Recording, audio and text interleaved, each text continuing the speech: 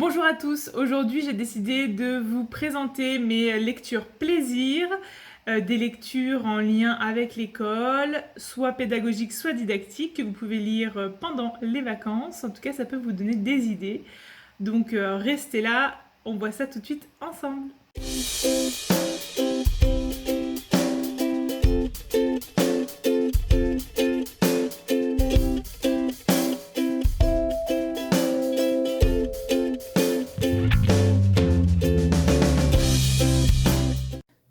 Alors, on commence tout de suite avec les livres que j'ai lus. Donc, tout d'abord, celui-ci, J'ai réussi le CRPE, et maintenant de Danielle Haddad. Si vous ne connaissez pas Danielle Haddad, elle a une chaîne YouTube très intéressante. Voilà, j'adore beaucoup ce qu'elle propose. Donc, voilà, vous pouvez aller voir ça. Je vous mettrai son Insta, enfin, sur la chaîne YouTube en barre d'infos. Ce livre est très intéressant. Je l'ai lu très facilement, en très peu de temps. Voilà un petit peu la table, enfin le sommaire. Voilà. Donc ça se lit vraiment très très bien. Je trouve que c'est un bon livre pour pouvoir savoir un peu où on va. Et puis il y a plein d'idées de projets très intéressants qui sont mis. Et puis Daniel Haddad rajoute quelques anecdotes, des choses qui lui sont arrivées, etc. Donc je trouve ça très intéressant. Un deuxième livre qui m'a beaucoup aidé quand j'ai terminé le CRPE, c'est le manuel du jeune enseignant, bien organisé pour une année zen, de Jennifer Borrego, des éditions Retz. Il y a des ressources numériques associées et c'est très très très complet. C'est un peu lourd, enfin c'est un peu long, pardon, mais il y a tout en fait. C'est une vraie Bible, je l'utilise toujours d'ailleurs, hein. Je l'utilise encore aujourd'hui, je le trouve vraiment très intéressant, il y a plein de choses concrètes. Elle a rajouté dedans des choses qu'elle propose elle dans sa classe. Il y a des éléments voilà, photographiés, des astuces, des petites choses qui se passent dans sa classe à elle, comment elle s'organise. Franchement, c'est très très complet, vous pouvez y aller les yeux fermés, c'est nickel. J'ai aussi lu des magazines, donc les magazines La Classe, pour la maternelle et l'élémentaire. J'avais lu les deux, enfin en tout cas j'avais pris les deux parce que je ne savais pas où est-ce que j'allais tomber à la rentrée. Voilà, je trouvais ça très intéressant. Le magazine est assez sympa et complet. Enfin, moi je trouve que c'est plutôt euh, sympa d'avoir des idées comme ça sous la main. J'ai bien aimé. Dépasser les difficultés d'apprentissage d'Alexandra Benbrook de chez Retz.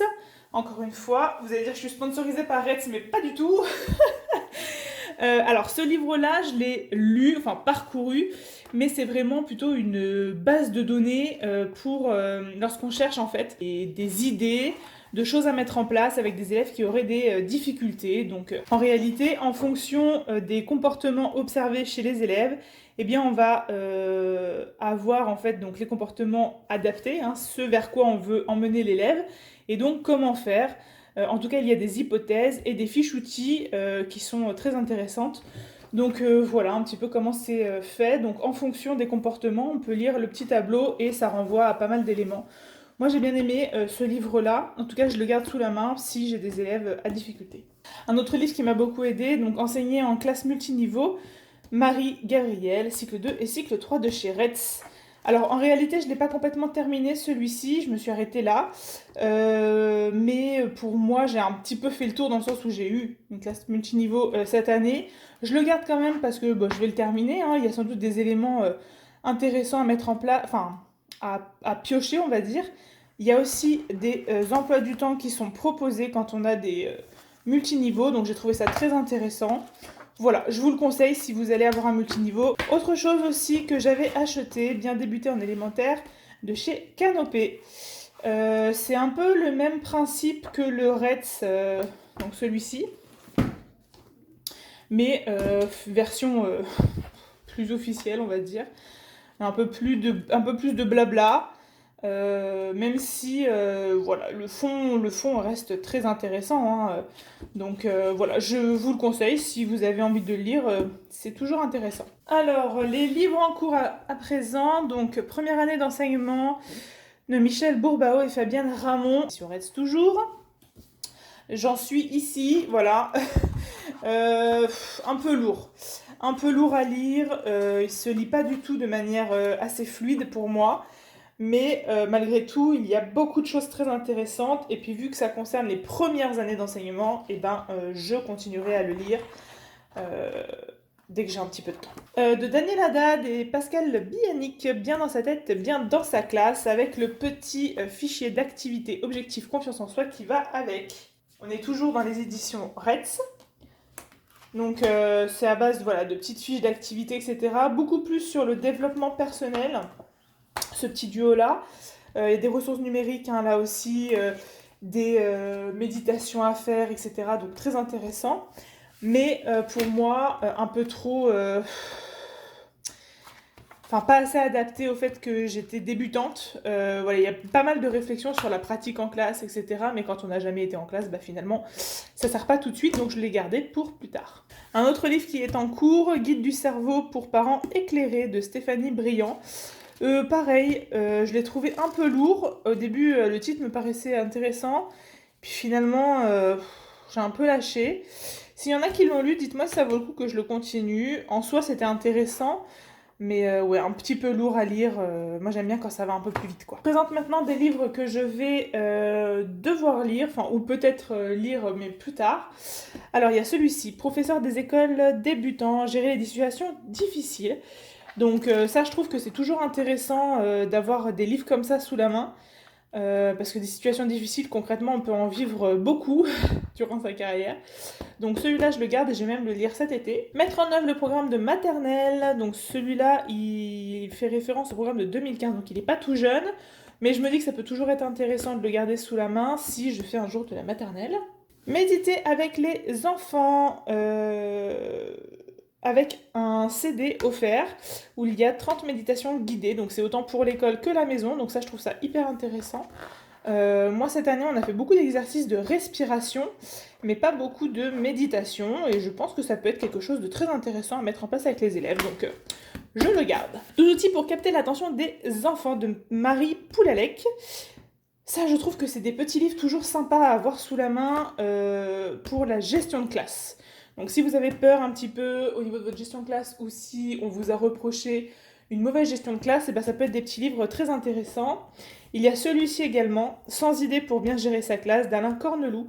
Voilà, ce sont deux petits livres, à mon avis, qui se lisent assez facilement. Je les ai pas lus, hein. Mais voilà, moi je sais que la gestion de classe, ça allait. Mes tuteurs m'ont dit que ça allait, mais bon, je les garde quand même, et puis je pense que je les lirai à l'occasion. Communiquer avec les parents pour la réussite des élèves, Benjamin Chemouni de chez Retz. Pour moi, c'est un livre, enfin, oui, c'est un livre à lire obligatoirement. La communication avec les parents est hyper important, que voilà, je compte bien le livre, ce livre.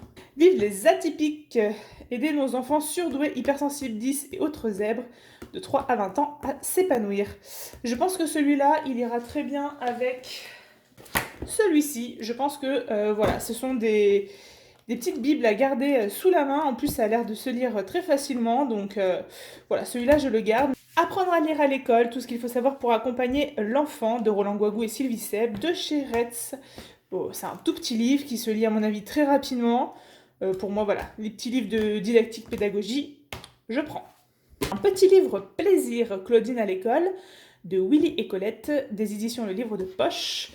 On m'en a beaucoup parlé de ce livre-là, donc voilà, on m'a dit qu'on ne pouvait pas être enseignant sans avoir lu ce livre, donc je vais m'y atteler cet été. Vers plus de bonheur à l'école, 21 outils pour des profs et des élèves épanouis, de Stéphanie Woyen. Je ne sais pas si c'est comme ça que ça se prononce. Je trouve ce livre très intéressant, je vais bientôt m'y mettre.